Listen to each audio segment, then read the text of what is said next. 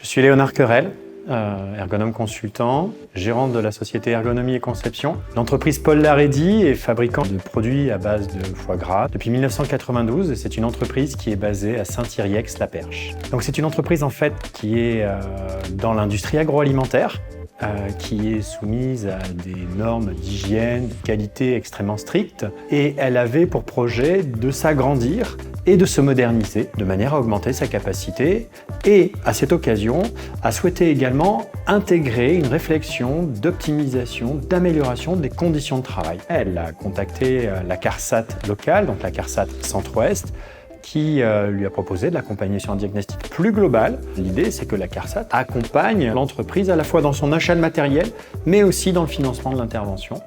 Et donc, j'ai été appelé par l'entreprise pour pouvoir l'accompagner dans la mise au point et la conception de l'intégration des machines. Pour ma part, une intervention ergonomique, ça se décompose toujours en 4 phases qui vont permettre d'aider l'entreprise à y voir plus clair et à réorienter les choix de transformation, les choix d'investissement, les choix organisationnels. Première phase, cibler.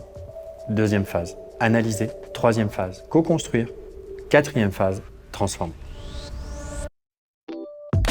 La première étape, c'est cibler et travailler les points les plus critiques. On a analysé l'ensemble des postes de travail. L'idée, c'était de pouvoir identifier si on avait des améliorations de conditions de travail significatives et d'autre part, d'essayer d'élargir le scope pour voir s'il y avait des opportunités d'amélioration à partir de l'échelle de Borg, qui est un outil complémentaire. Il y avait une opération à ranger les intercalaires dans une cage et on voit bien que la cage remplie, le vidage de ces intercalaires à l'intérieur de la cage menait les opérateurs dans des postures extrêmement contraignantes, extrêmement douloureuses. L'entreprise s'est saisie très simplement de cette situation dont elle n'avait pas conscience et elle a mis en place un chariot qui permettait de rendre accessibles les intercalaires. La deuxième phase, c'est l'analyse par des observations, des entretiens, ce qui se passe réellement, concrètement sur le terrain, à la fois dans ce qui est fait, dans ce qui est visible, dans ce qu'on peut filmer, mais aussi ce qui se passe dans les stratégies d'anticipation, dans les stratégies de régulation, qu'elles soient individuelles ou collectives. Il y a du poids, il y a des postures extrêmement contraignantes. L'analyse a montré que l'une des stratégies des opérateurs portait sur le temps de port des mains. Plus ce temps était court, moins la charge physique était importante. C'est ce qu'on attend souvent d'un ergonome, la partie biomécanique, la partie accessibilité.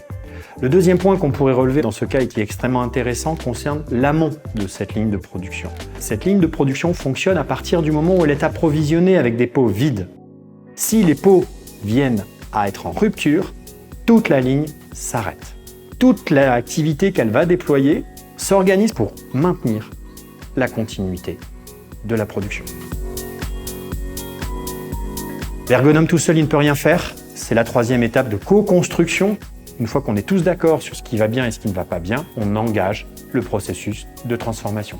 Et le travail de l'ergonome, avec l'ensemble des acteurs, c'est de mettre en place des situations de conception qui vont permettre de faire un pronostic, d'envisager comment l'activité va se déployer dans le nouvel environnement avec les nouveaux moyens. Mais c'est avant tout une posture.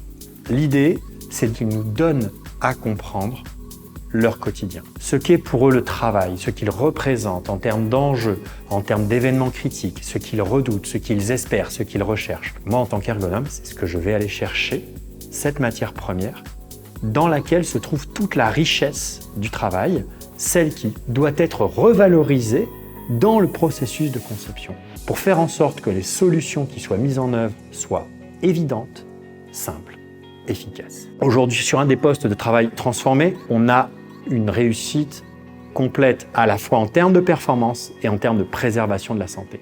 La grande avancée de cette transformation qui a été mise en œuvre, c'est qu'avant les pots étaient portés, aujourd'hui ils sont poussés. Pour un autre poste, on va avoir un processus de mise au point et il va falloir rentrer au millimètre dans les transformations. Ce qui nous reste à faire sur ce projet-là, il y a l'agrandissement et la réimplantation de l'ensemble de la ligne de production dans le nouveau bâtiment qui va modifier l'ensemble des flux, répartir les surfaces de manière plus cohérente, plus fluide, pour faire en sorte que la charge de travail soit beaucoup plus favorable pour la santé des salariés. Pour moi, être ergonome, c'est avant tout une passion. Il y a une responsabilité sociale, il y a un code déontologique. on peut être amené à travailler sur des dimensions qui sont multiples. Et enfin, il y a un dernier point, c'est qu'on est dans la réalité. C'est qu'on est dans le concret en permanence.